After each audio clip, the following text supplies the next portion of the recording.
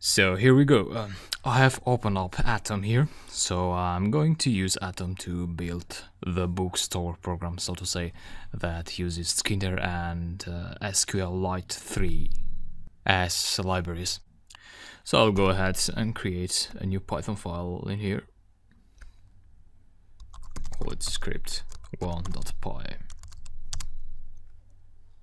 Now, to build graphical user interfaces with Tkinter, you need the Tkinter library, and you don't have to install it because Tkinter is a built-in Python library. So all you have to do is go ahead and import Tkinter. If you are on Python 2, this would be with a capital T. In Python 3, it's Tkinter, simply like that. Good practice, however, is to actually import everything from Tkinter. So from Tkinter import all. So why we do that? We do that because we're going to use a lot of Tkinter objects in our scripts. So it makes sense to just load them all instead of referencing them with Tkinter.button, for example. Instead of doing that, we can just say button and then we enter the parameters and so on.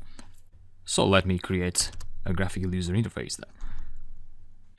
Now, a Tkinter program is made up of two main things. We have the window and you have the widgets. So, for example, the window is all this program here that you see, and then you have buttons and things like that, which are called widgets. So first of all, you need to create the window, and I like to call my variable window, and that would be equal to Tk. That's it. That would create an empty window for us, but we need to do something more here. We say window.main loop. This is always necessary, so we open a window, we create a window, and then everything goes between these two lines, so you create widgets between these two. And this is necessary because if you don't have this, your program will open up and it will close in a split of a second. So basically this allows you to actually press that X button on the corner of your window and close the program. So this should be always at the end of your code. Now I'll save this script and going to execute it. And we got an error. It says Tk is not defined, so Python is not recognizing this function here because it should be capital T. And execute again. And this is the window. And it has nothing inside, so let's go ahead and add a button. So we store the main window in a variable, and we're going to do the same for widgets. So we're going to create variables. Let's say b1 equals to button. So the button is a function that generates a button widget. The button function takes some arguments. If you want to get a full list of arguments, you would want to do some code introspection. Let's say IPython here. And from Tkinter import all, and then let's say button and a question mark. And here you can see what parameters you can pass to the button function.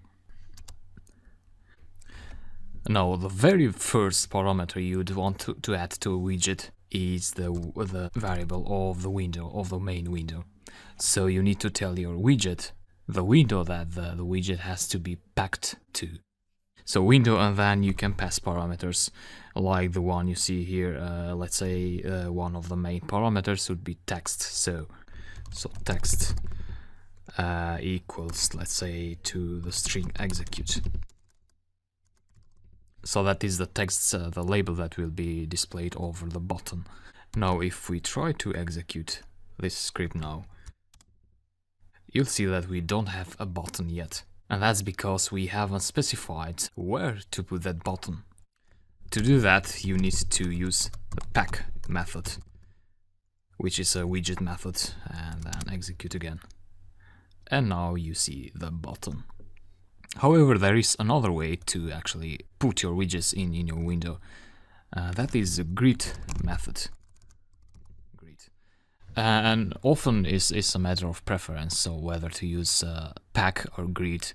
But the idea of grid is that with the grid method you have more control on the position of your buttons and your widgets in general, because here you'd specify the row and the column where you want to put your button.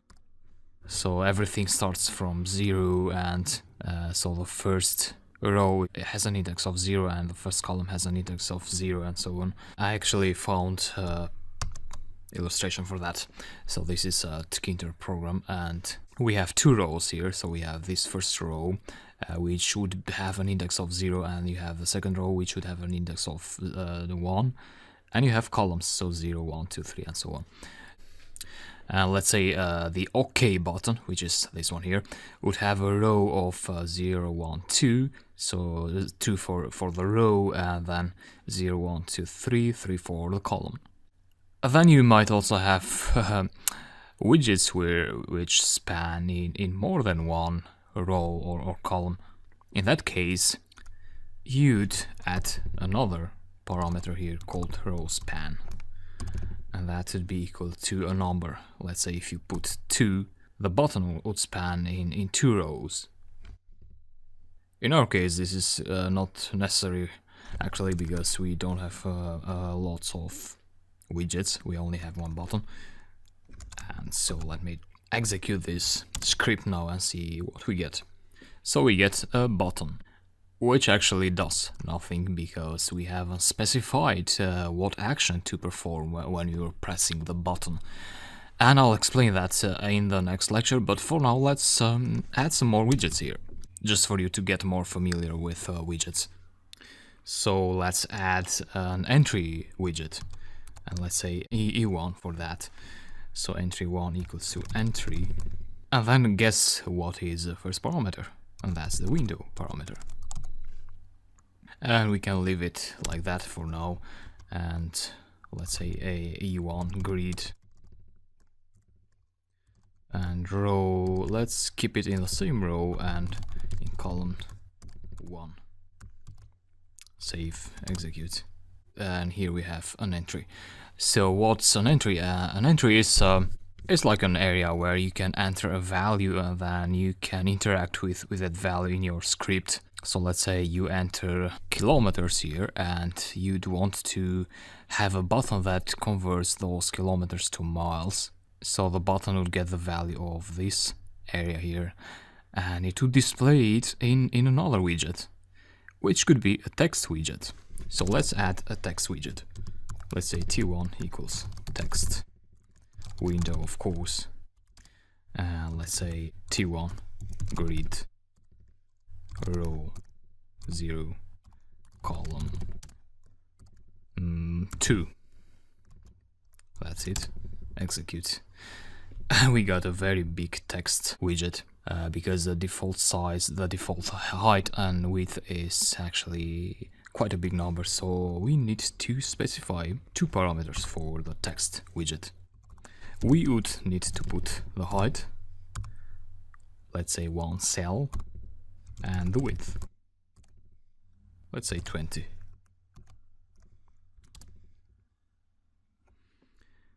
And so this is the widget area, and this is the entry, and this is the button. Because it's good to, before you write your actual program, it's good to use print statements to try things out.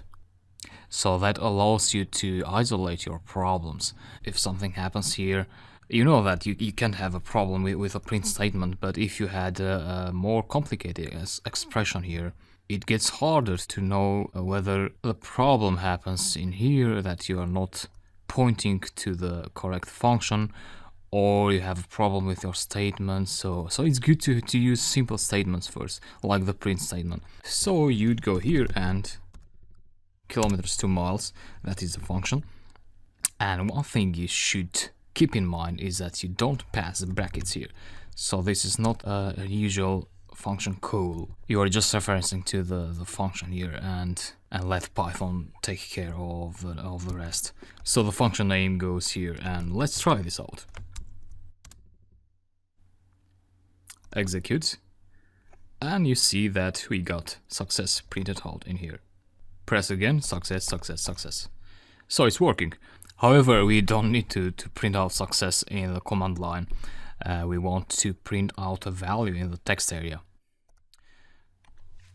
Now we need to look at the entry widget, because here is where we are going to get the value from. So the user enters a value in the entry widget, and then we grab that value, and then we use that value in our function.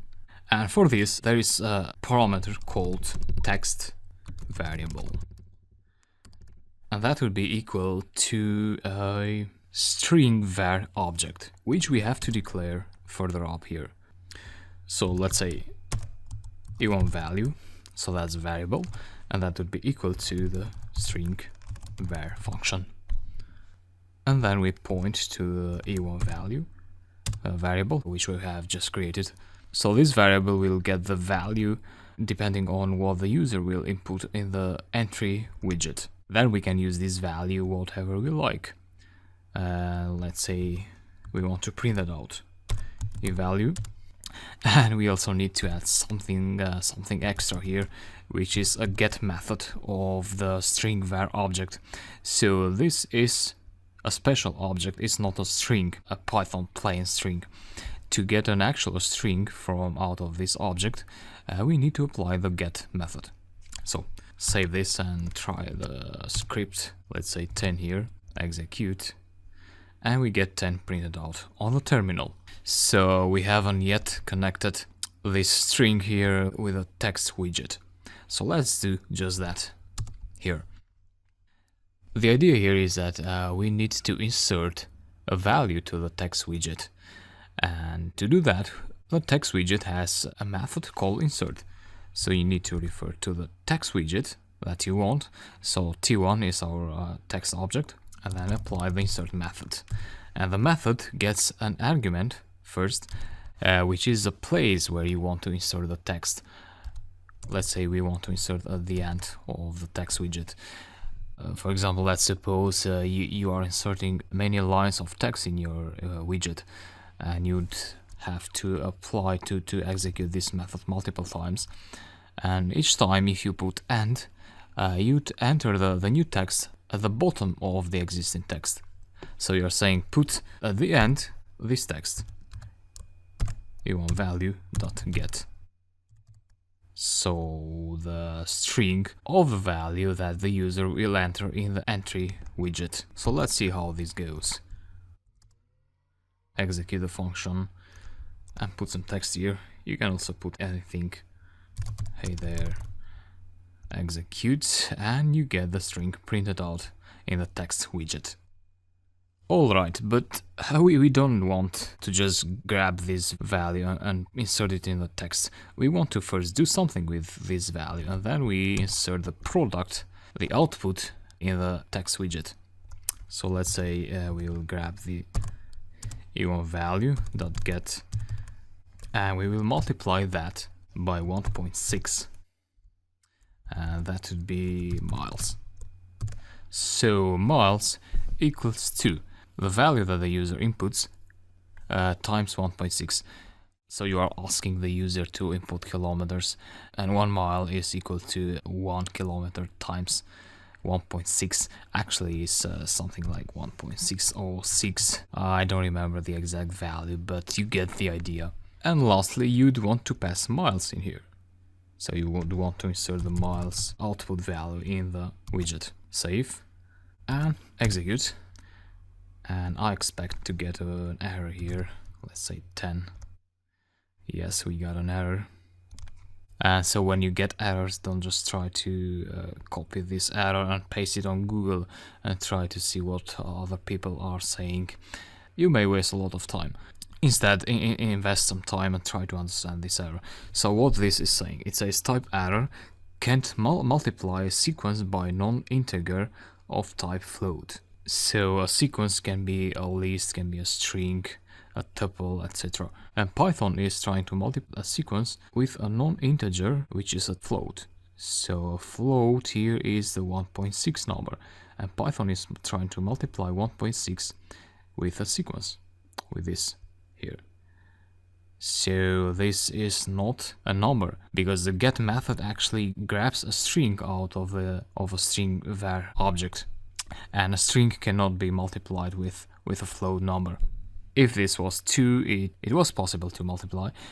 For example, if you multiply me, the string me, times 2, you'd get me. So, but you cannot multiply me by 1.6 because it doesn't make any sense. Anyway, so the solution to this is you want to convert the value that the user inputs to a float, and you do that by adding the float function. So watch out for the brackets here. You see there is an underline under the bracket, and you have an underline here. So this means this bracket closes in here. So everything looks fine. Save and execute again. 10 and execute, and we get the expected output. You can delete this print function, we don't need it anymore. And I believe that was a good start with the Tkinter library, and you should now be able to make more advanced interfaces. However, we will be building a real advanced graphical user interface with Tkinter, which will interact with a database. So it will be a real world program. And for now, I'll just